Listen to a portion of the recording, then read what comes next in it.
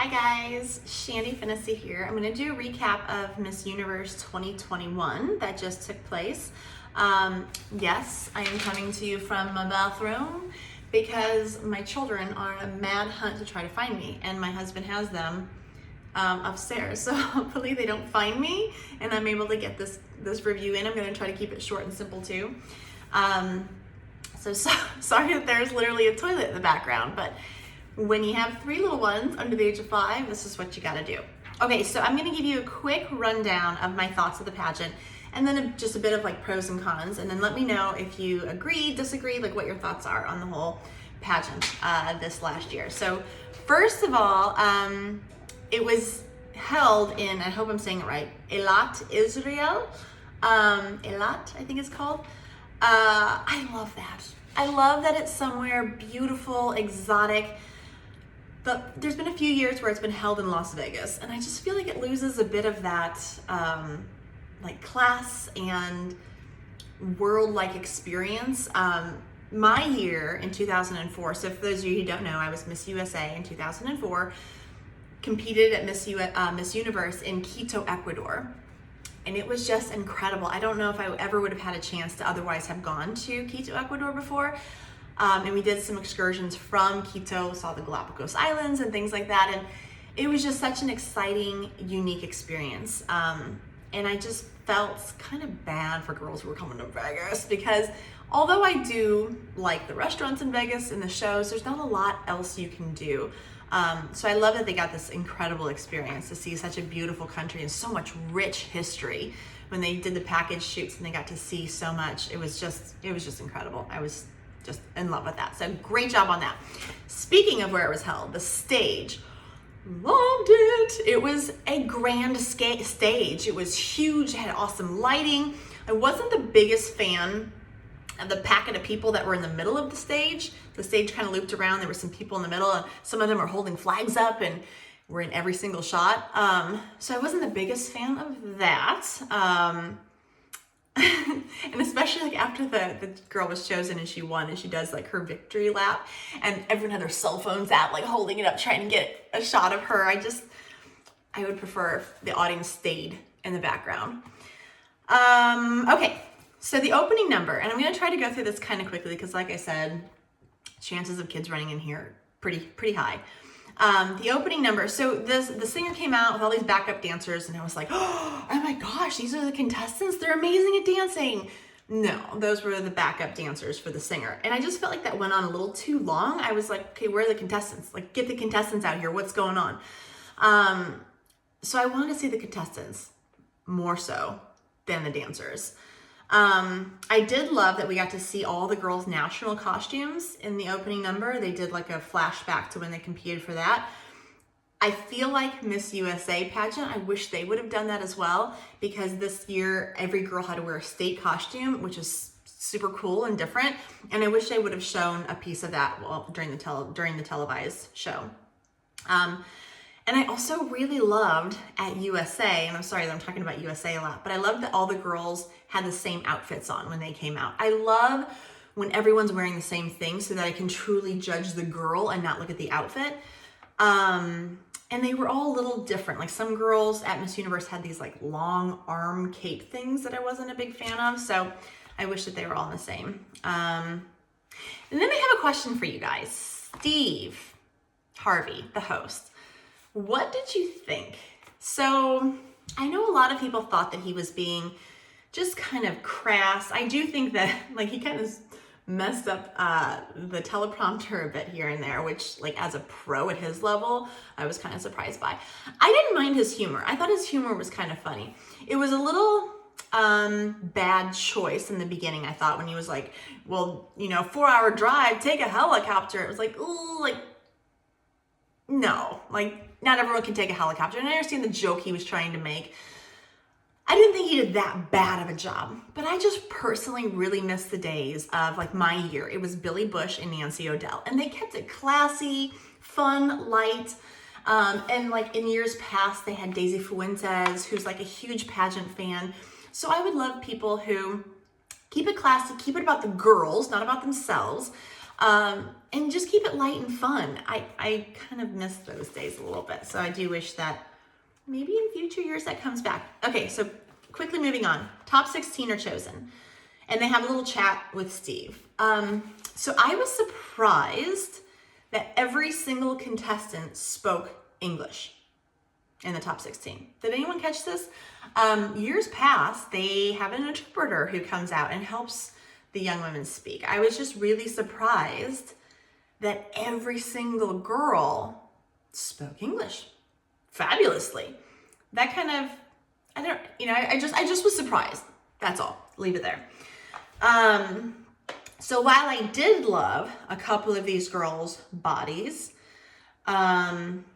in swimsuit, and when they chatted with Steve, I'll go into that as well. But overall, I feel like for the swim, I was a little unimpressed. There wasn't a lot of so my husband, we're watching, he goes, and I put this in quotes, he goes, "No one screams supermodel, and that's kind of what you want." And I was like, you're right. There was a few, but there wasn't a lot of, yes, like, holy cow, this is supermodel material. I just feel like years past, so I kind of feel like this might have been a bit of a weak year. Tell me if you agree with that. But I feel like there were a few standouts. And I hear little footsteps coming this way. So I'm going to have to speed this up because they're going to be barging in here. But there wasn't a lot of that caliber that I feel like you want at Miss Universe. So France was the first one out. Can we just get a unanimous amen? She's beautiful, well-spoken. I loved France. Colombia was next. Also completely loved her. Singapore.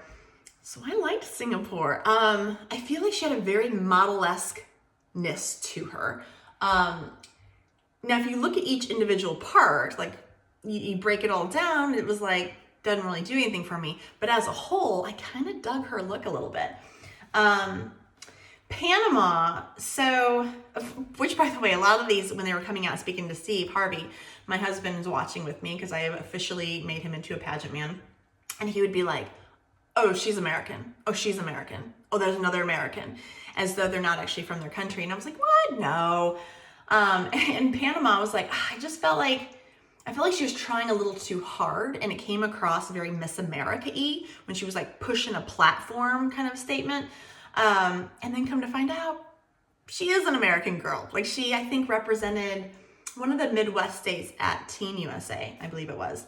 I thought Puerto Rico did a great job. Bahamas, Bahamas did a good job No, Bahamas was a surprise to me. Did anyone else feel this way? Bahamas, I was like, oh, okay, well, maybe, because I didn't watch prelims. So when she got called in top 16, I was like, well, maybe they saw something that I'm not seeing right now. But then when swimsuit, again, it didn't do anything for me. So I was also surprised she then made it from the 16 to the 10, but we'll get into that in a minute. I thought that USA looks beautiful in swimsuit.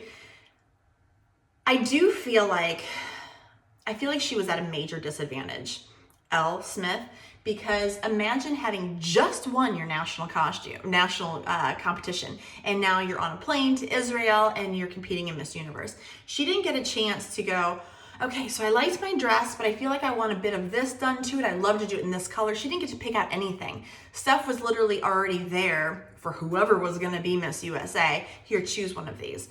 And also, I personally know the whirlwind after you win the national pageant and you're doing all these interviews and press conferences. You don't get a chance to breathe. And I feel like she was I wish there was more time between USA and Universe. And I know things happened this year that didn't allow for that, but I feel like that rushedness and that exhaustion really took away some of her sparkle that she had at nationals. Tell me if you agree on that. India, while I didn't think I liked her in pictures, she came alive on stage. She just had this confidence. Now, I did think the meowing was on stage. So she's talking with Steve, and Steve asked a lot of people's ambitions and, more things of substance. And they get to India, and he asks her about animal noises, and she meows and does these little kitty hands. I thought that was interesting. Didn't really teach me a lot about her. She was fun with it. She had fun with it. But I thought, tell me if anyone agrees with this, I feel like her walk and her smile on stage reminded me a lot of Amelia Vega. Now, I know their looks are completely different, but something about her walk and her smile, not even her walk, because Amelia was a bit more loosey-goosey with her walk. Amelia Vega was Miss Universe 2003, but there was something that reminded me of her. I loved Paraguay and I loved South Africa from like the very beginning. Those two were like really standouts to me. So top 10, like I said, I was surprised that Bahamas made it. Oh, let me say really quickly, my biggest disappointment of the entire pageant started right there at the announcement of the top 16. Because who didn't make it in? Belgium. Belgium is the girl who I wanted to win the whole pageant. Not only is she facially gorgeous, but her story and her heart and the forgiveness. For those of you who don't know, she was adopted from, was it Ethiopia, I think? She was living in Ethiopia. I believe that was the country. Don't kill me in the comments if I'm wrong on that. She was 10 years old and her father adopted her out, and she was adopted, lived in Belgium, and then she became Miss Belgium Universe and went to track down her father and had this feeling of why did he give me up? I needed to talk to him to find out the reasons. And he basically, when they met and they embraced and tears, and he said, I was living in poverty. I couldn't even provide a meal for myself. And I did this for you. And it was just this beautiful story of forgiveness, and it was just so beautiful. And I just thought she would be an incredible role model for young people who feel like they were kind of gypped as a young kid and given a crappy deck of hands, and just showing like you play with what you have. And I don't know, I was so disappointed. And I have no idea how in the heck she could have been left out, because she's gorgeous and she could speak. So could she really have flopped interview that badly? So that really bothered me. So now, top 10. Like I said, I was surprised the Bahamas made it in. Again, she didn't do anything that I was like, oh yeah, that's why she made it in. So she must have crushed the interview. I just don't otherwise understand. I feel like it caught me off guard. So breakdown really quickly. I feel like the gowns at Miss USA were more like, oh, wow, like very different and impressive. There weren't a lot here. That being said, I loved Paraguay's dress. I do want to wear that. I want that dress. I thought it did a great job of matching the sheer part with her skin tone. So it looked like the jewels were on her skin. And then that thin layer of, I think it was like a silk chiffon in like a pastel mint was just amazing. And the way that it was just looked like she was floating. She looked angelic. My only negative on that is she just did too much. She was walking with her arms out and just and I was like, girl, put your arms down. You ain't taking off, put your arms down. And she just held them out too long. I love to be dramatic, but then put them down. And then when she did the pose to the camera, it was just like, I felt like she was one of those flag dancers. It was just a bit too much on that. But girl, I ain't saying anything else. It was amazing.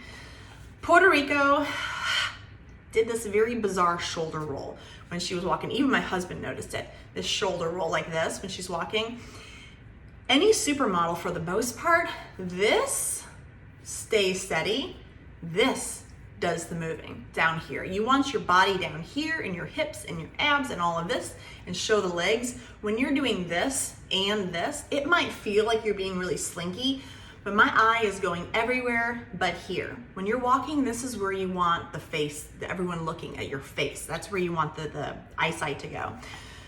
So sadly, I fell out of love with Puerto Rico during that moment.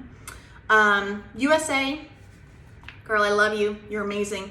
But I did not like that on the dress. I think you would have looked exponentially more powerful if the nude part, the sheer part, matched your skin tone. I felt like it was too light, and so it looked like if it was sheer, properly sheer, and I saw her skin tone because it was a bit darker, the sheerness, it would have looked like that was just a beautiful, like turquoise blue applique on her body. But because of the sheer, seeing it as like a lighter color, it looked like another material, and then it just took away from the effect I think it was trying to create. South Africa. So I talked to my mom after. She's like, what'd you think of her gown? And I was like, oh, what did you think? And she was like, I didn't like it. And I was like, I loved it. It might have been my favorite, right? But right with Paraguay. I wouldn't say it was better necessarily, but I just thought she looked like a queen. Like it was so structured beautifully. Like I said, Bahamas, I was surprised by. Philippines was gorgeous, but that slit was so high that I found myself just staring at her crotch, waiting to see a crotch shot. Y'all with me on this? I was literally just like, that is pretty short. And then my husband was like, I think she has black underwear on. And I was like, does she? I was like trying to see. It was just, whenever, going back to like Miss Puerto Rico on the walk, whenever something is distracting and I'm looking to figure out what that is, instead of looking here, you're not gonna score high. But I have to say, Philippines, best pageant fans on the planet. And even you heard Steve Harvey being like, we are in Israel, not Philippines, because the fans were like, wah! Like they're just, you guys are something special. I love Philippines. Like the pageant fans are just, y'all deserve crowns of your own. France, I thought it was just very nice. I thought it was a very simple gown. Colombia, I thought looked great.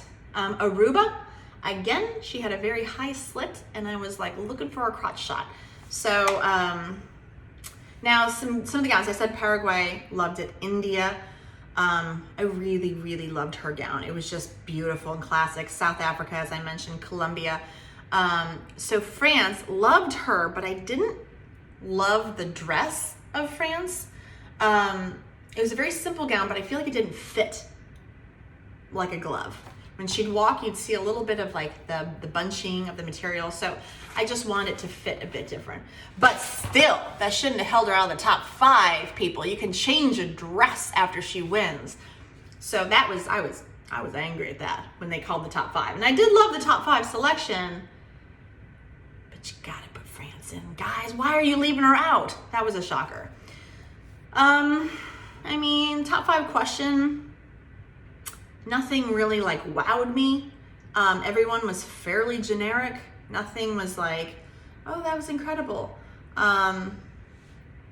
Yeah, I mean, at this point, I feel like everyone's with me on this. Out of the top 5, for me, it was obvious that India, South Africa, and Paraguay were the top 3. So they were chosen. I was very happy with that selection. And so they were asked in the top 3 advice that you give to like young women who feel pressure. I do feel like, I felt like South Africa and Paraguay were a bit generic with their answers. South Africa was talking about that, you know, I did like the quote though, how women have everything, like all the opportunity or whatnot, the ability to do things in life, but the world convinced us differently. I was like, oh girl, preach. Paraguay was, you know, do what you're meant to do, join forces. It just seemed a little generic. India did the best job. I feel like she was the best speaker, but I loved how she said, I believed in myself, and that is why I'm here today. It was like, oh, I think I just got goosebumps and peed a little. I just thought that she did a good job on there. So one thing that bothered me with South Africa that I think she could have done better on, and I feel like a lot of pageant girls do this, in gown, when they stand like that, their hands are glued to their butts like this. What fashion show do you see a model stand like this? Never. They stand like this. Or they stand like this, or they stand like this. When they get to the end of the runway, I mean, and they pose. They don't ever do this like cupping of the butt thing. They don't do this. And she just did it a lot. And it's such a powerful dress that I'm like, girl, if you just front face, you don't even have to do that side pose, front, just like give it to them. Like I felt like she could have been more powerful. It was just a little like, I don't know. I didn't like it. So yes, second runner up, South Africa. She looked like a queen though. First runner up, Paraguay. I want her dress. India. It was in the eyes, people. I always say you can tell a girl. When I judged in 2009 Miss USA, I was sitting between Perez Hilton and Donald Trump's son, and it was right before the final look. And both of them turned to me and they were like, I don't know who to choose. Who should we choose to win? I said, look in the eyes and you can see who's supposed to win. And they did it and they were like, oh, you were right. We were like, so you can see. And if you go back and watch Miss India, you can see in her eyes, she had confidence. She had a stillness. Like she knew that she was going to win. And I've since seen some quote that she was talking about of like, I think she knew it was her year, which just gets me excited because that's how I felt my year too. And then if you noticed, so I have said for years that the girls whose hands are on top is the winner, always. Don't know why that is. And it does not count when people say, let's say this is the other girl's hand. When they do this and they put their thumb on top and then someone goes, oh, this girl over here's hands on top. No, it isn't, people. Her thumb is on top. This one has the hand on top. So it doesn't matter how they hold, it's the hand on top. The thumb doesn't matter, don't count the thumb in. Always wins. You can watch a local pageant, you can watch a Miss Hill Country pageant, you can watch a Miss America, Miss USA, Miss Universe. And if it doesn't happen that way, I feel like the other girl should have won. When you're like, oh, she won, oh. It's like, oh, yeah, it's because the other one should have won. Anyway, just a little food for thought. I do have to say, I also really appreciated that the outgoing Miss Universe took her time to put the crown on. She first acknowledged her and was like, congratulations. They had a moment. And then she took the time to put it on to make sure that it was pretty and it wasn't this lopsided, gonna fall off your head stuff. It wasn't smashing her hair. It was just put on perfectly. So I do have to say that was a great job. Bravo. That's how crowns should. You gotta help a girl out with her crown, people. All right, so pros and cons. We'll start with the cons because it's good to end on a good note. 3 hours. I am sorry, people.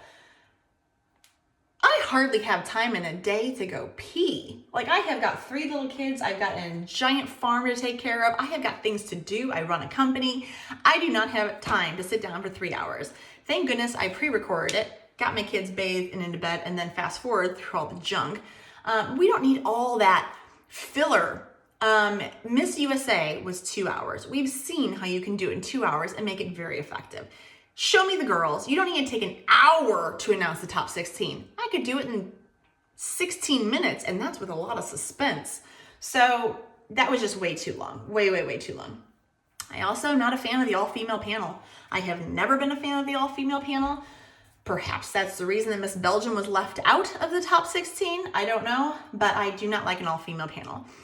If your entire year as Miss Universe was speaking to women's groups, sure, have an all-female panel.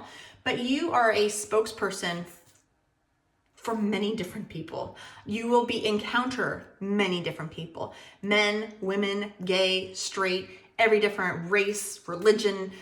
You encounter everyone.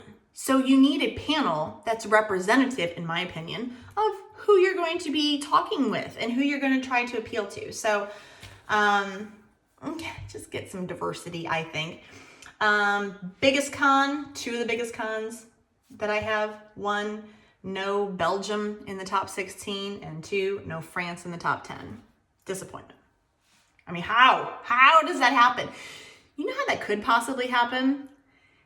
Oftentimes people think if someone's so good, think about American Idol or something. It's vote now for your favorites.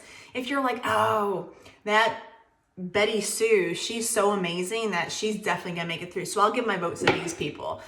In the event that happened, I mean, I doubt that's what happened, but if everyone's giving their votes to elsewhere because they think that all the judges are gonna vote for her, I don't know. I'm just thinking that right now as I'm talking.